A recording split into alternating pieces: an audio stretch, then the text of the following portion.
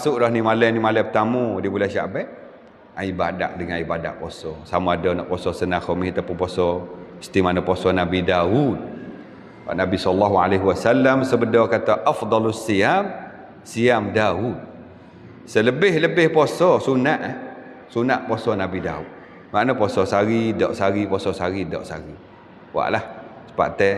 Dan ada masa ataupun malam istimewa, malam lebih di dalam bulan Syaban yang kita ada sekarang ni, iaitu pada malam nisfu, malam 15. Dia ada kelebihannya. Kelebihan hak Nabi kata Allah Ta'ala memandang kepada hamba-Nya dengan pandang rahmat, dengan tilik rahmat, dan Allah akan mengampunkan segala dosa. Banyak Tuhan mengampunkan dosa. Hingga Nabi kata banyak lebih daripada bulu kambing hak paling lebat sekali. Iaitu malam nisfu Syaban hak lagi akan datang lebih kurang 2 minggu lagi. Lebih kurang 2 minggu lagi, kita tengoklah takwin jatuh pada malam gapo. Banyaklah kita beribadat kepada malam tersebut. Kerana malam tu Tuhan banyak pun dosa. Ikutlah kita nak buat gapo pun, nak bermayar, nak baca Quran, istighfar, doa, apa saja yang kita boleh buat.